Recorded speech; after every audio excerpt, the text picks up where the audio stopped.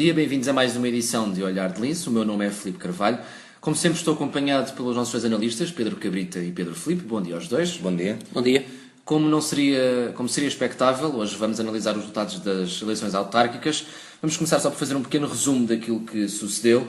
O PS ficou com 150 câmaras, mais 18 que as últimas eleições. O PSD apenas com 106, menos 33. O CDU com 34, mais 6. Já os independentes também aumentaram para 13 câmaras no total, foram mais 6, a maior vitória de sempre dos candidatos independentes. CDS passou de 1 para 5, mais 4, e o Bloco de Esquerda perdeu a única Câmara Municipal que tinha. Aquilo que nós podemos analisar destes resultados, Pedro Filipe, se calhar vou começar por ti. Já se falou que este é o pior resultado sempre do PSD, mas também já se falou que é o pior resultado sempre do Governo. É a mesma coisa? Sim, acho que uma e outra coisa acabam por estar correlacionadas, ou seja, se há muitas câmaras que de facto o PS ganha por grande competência e sagacidade dos seus candidatos, também há muito voto de protesto, sobretudo aquela classe média que há 4 anos, se calhar, votou PSD contra as políticas do Governo. Uma e outra coisa são indissociáveis. Pedro Cabrita, também tens esta visão, ou seja, é o Governo que está a ser penalizado ou é os autarcas pelo trabalho que se calhar não fizeram para os seus constituintes? Há sempre as duas partes, obviamente. Há sempre aquele votante que vota protesto, que vota contra o governo, mas as eleições autárquicas são muito pessoais, não é? O voto é normalmente sempre numa pessoa ou contra uma pessoa. Portanto, eu não consigo. São se calhar as eleições que eu posso dizer que não se deve retirar tanto uma ideia de protesto contra o governo. Não como as europeias ou como, obviamente, as legislativas. Acho que nas autárquicas há muito a ideia da pessoa, a pessoa que se candidata. E não tanto de estar colada a este ou aquele partido. E tivemos exemplos, ontem tivemos vários exemplos nesse prisma. Vocês viram, houve algum candidato, alguma derrota, alguma vitória que vos tenha surpreendido nestas eleições? Lisboa, Porto, Coimbra, houve alguma coisa que vos tenha surpreendido ou já era expectável? Pedro Filipe? Não, há resultados que são verdadeiramente surpreendentes. A maior surpresa da noite para mim é a Madeira. O PSD ganhar tantas câmaras na Madeira quanto o PS e, sobretudo, perder Funchal e Porto Santo, que são os principais. É o pior em 38 anos. É surpreendente e é inesperado. Acho que foi uma surpresa até para os próprios candidatos. Mas aí não teve nada a ver com o governo, porque Alberto João Jardim até se tem estado a demarcar de Pedro Passos Coelho, portanto não foi uma boa política por parte de Alberto João Jardim, porque perdeu na mesma. Também, Alberto João Jardim também já veio dar a derrota como pessoal, mas também culpou um bocado das medidas impopulares do governo. Eu acho que uma e outra coisa também não vão estar completamente excluídas, mas que a maior surpresa da noite é, sem margem para dúvidas, Lisboa já era esperado a maioria absoluta de António Costa, mas já que o tínhamos dito na semana passada, não era preciso ser grande. Mas a derrota de Ceará era tão grande derrota de Ceará era expectável? Sim, provavelmente pelos números não, mas eu acho que à parte também dessa derrota de Alberto João Jardim, eu tenho que referir a vitória surpreendente de Rui Moreira no Porto, porque as sondagens, até há bem pouco tempo, davam Luís Filipe Neves como o grande vencedor. E temos que nos lembrar que ficou em terceiro lugar. Portanto, acho que para mim foi o maior derrotado da noite de ontem. Achas que a vitória de Rui Moreira deve-se aqui como independente? A que é que se deve esta vitória de Rui Moreira, tendo em conta que estava até há uns dias atrás com uma terceira força? Eu acho que teve muito a ver com a questão do apoio do ex-presidente, do Rui Rio. E lá está, e aí podermos se calhar refletir se vale a pena este limite de mandatos, porque claramente o povo da cidade do Porto queria a continuação de Rui Rio. Não podendo ter a continuação de Rui Rio, escolheu quem Rui Rio escolheu para ser o sucessor. Sim, eu acho que a vitória de Rui Moreira é uma vitória da continuidade de um projeto. Rui Rio, não sendo independente, pertencendo a um partido, mesmo dentro desse próprio partido, tem alguns atritos com alguns dos barões que fazem a política do seu partido, neste caso na cidade.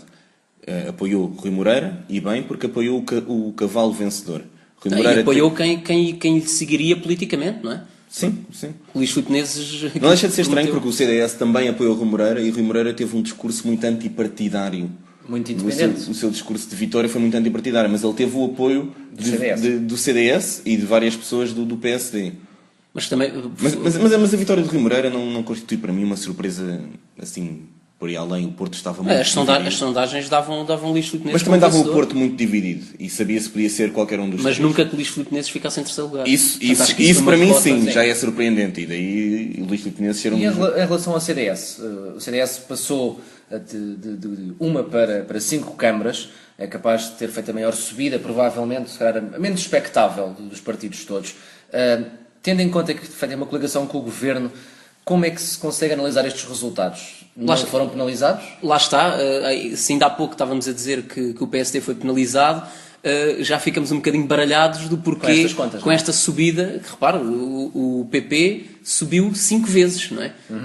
Ainda assim tem poucas câmaras, mas aumentou, foi uma das maiores vitórias de sempre. Percentualmente é E tem Sim. maioria absoluta. Então, em todas Exatamente, elas. portanto isso é fortíssimo para um partido que está coligado com o partido que está no poder, é uma vitória bastante relevante, um bocadinho na linha contrária do que o Bloco de Esquerda, que tem estado sempre unido às manifestações que têm surgido nos últimos tempos contra o Governo, acabou também por ter uma derrota A maior derrota uma vez da noite. Copiosa. Não é? portanto, lá está, eu não lia tanto os resultados assim, como, para mim, a como maior derrota da nacionais. noite para mim é do PSD, porque tem inspirações diferentes do BE, e o BE autarquicamente nunca teve grande força, o máximo que teve foi uma Câmara. Sim, por sim, isso, na prática só perdeu uma Câmara.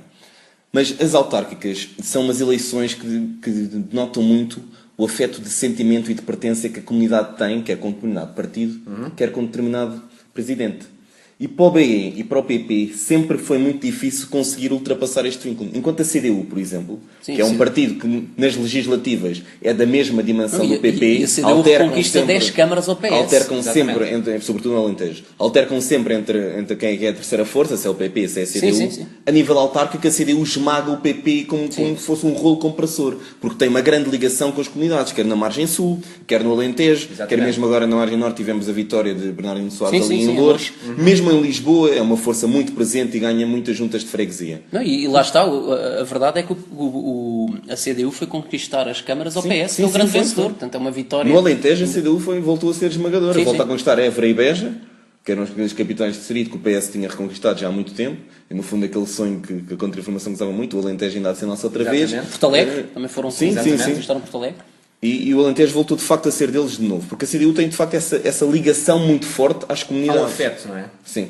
E diga uma coisa, em relação aos líderes, aos discursos dos líderes políticos, ouvimos todos eles, qual foi aquele que, não digo que vos surpreendeu, mas que provavelmente era aquele que teria mais impacto? Ouvimos Pedro Passos Coelho a assumir a derrota, mas ao mesmo tempo a dizer que o Governo continua no mesmo caminho. Ouvimos Seguro a dizer que foi a maior vitória de sempre. Já o Bloco de Esquerda, por exemplo, desvalorizou a derrota e preferiu referir que foi uma derrota do Governo. Não há aqui uma certa demagogia até na análise dos resultados eleitorais? Mas eu quero aqui destacar 3 discursos. O primeiro é de Passos Coelho, que diz que de facto estes resultados têm que ser analisados também ao nível nacional e como uma chapada ao Governo, mas que tudo vai continuar. Será que um certo autismo, o Governo não ouve quando as pessoas vão para a rua, Não ouve retira quando as pessoas- conclusões. Quando as pessoas vão para as urnas, não houve nada. É só porque o pior é que estes autistas nem sequer são muito bons a matemática, ao contrário dos outros, ficamos com mal em tudo. Depois entrou no José Seguro, que sim, capitaliza a maior vitória autárquica de sempre do Partido Socialista, mas quanto desta vitória autárquica é que é devida a António José Seguro, Isso a meu já ver, é mais relativo, não é? é quase zero. A meu ver é quase zero. Eu não acredito que haja ninguém Fosse que tenha quem fosse- votado. fosse Das líder duas do uma. Partido Ou Socialista. votam porque o candidato do PS é muito bom, como é em Lisboa, ou até podem votar porque não concordam com a ação do Governo. Dizer que António José Seguro trouxe uma mais-valia nestas autárquicas Não ao acrescenta PS... valor. Não acrescentou. Não acrescenta valor. O terceiro discurso que eu quero aqui destacar é o do Bloco de Esquerda. É o do Bloco de Esquerda porque é um autismo idêntico ao do Governo. Porque alguém que perde tudo, perde a única Câmara, perde votos... Parecia aquele ministro do Não, Iraque. reparem, João Semedo, candidato para Lisboa, Nem não sequer foi conseguiu vereador. Mas não. ser eleito vereador. Está bem que o PS ganha 11 vereadores Mas em é uma 17, derrota que é copiosa. completamente esmagador. Mas não conseguiu eleger um vereador em Lisboa. Isto não é E chega ali e no discurso diz grande derrota da direita, grande derrota das políticas do governo. Isto não é, Como se não é, fosse uma coisa não é completamente- demagogia. É, mas claro, isto é o que eu digo, isto é autismo. Isto já não é demagogia, autismo é viver no seu próprio mundo. Ninguém tira conclusões dos resultados. E mesmo a CDU, que por acaso agora não lhe aconteceu isso, mas já em outras eleições, também era sempre aquela força partidária que Ganhava sempre, nunca ganhava perdia sempre, nada. ganhava Não é? sempre. Agora teve obviamente razões para gritar vitória, mas muitas das outras vezes que não ganhou, também vinha sempre com o mesmo discurso exatamente igual ao do Bloco de Esquerda. Eu quero aqui também salientar um dado curioso, uma informação curiosa em relação à vitória de Isaltino Moraes. É curioso ver como um político, e as pessoas queixam-se tanto dos políticos, que corruptos, entre outras palavras, acaba por estar na prisão, acaba por ganhar, acaba por ter pessoas a manifestar-se à frente da prisão. A primeira pessoa que o visita é Paulo Vistas, o novo Presidente da Câmara. A minha pergunta é, estas eleições não demonstram, não só da parte dos políticos, como nós falámos há pouco, uma certa demagogia, mas também um descontrole por parte da população? Ou seja, muito pouca gente sabe o que é que está a fazer. Lá está, é assim, eu percebo o que tu colocas em cima da mesa, mas a verdade dos factos é contrária. Oeiras é o município mais moderno em termos de pessoas, mais formado, onde há pessoas mais formadas. E de infraestruturas também.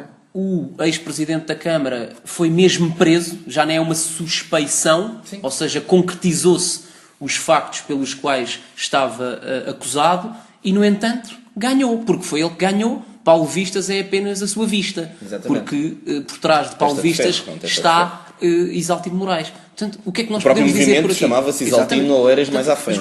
Em termos de clareza, é clara a vitória, não há qualquer hipótese. Como é que se explica, como é que se justifica este tipo de pensamento? Ou seja, pessoas que durante dias e dias que reclamam com as políticas do governo ou que reclamam com a classe política, mas depois acabam por votar numa pessoa que é condenada, que está presa, que foi oficialmente condenada por vários crimes, e mesmo assim celebra-se. A verdade é que em Portugal nós não admitimos e gostamos de dizer que é o contrário, mas gostamos de um bom mafioso.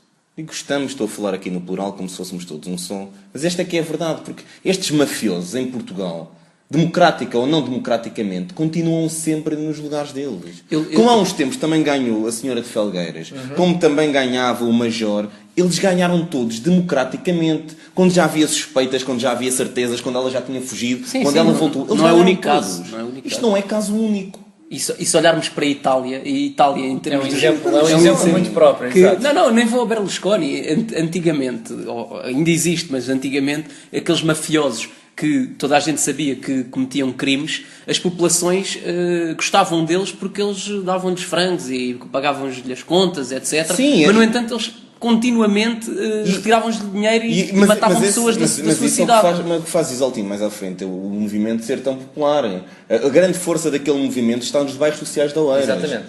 Porque o Isaltino tirou aquelas pessoas quase todas de barracas, deu-lhes habitações sociais, e depois a partir daqui há verdadeiramente um sentimento de ligação e não vou dizer vassalagem, mas de fidelidade para a vida.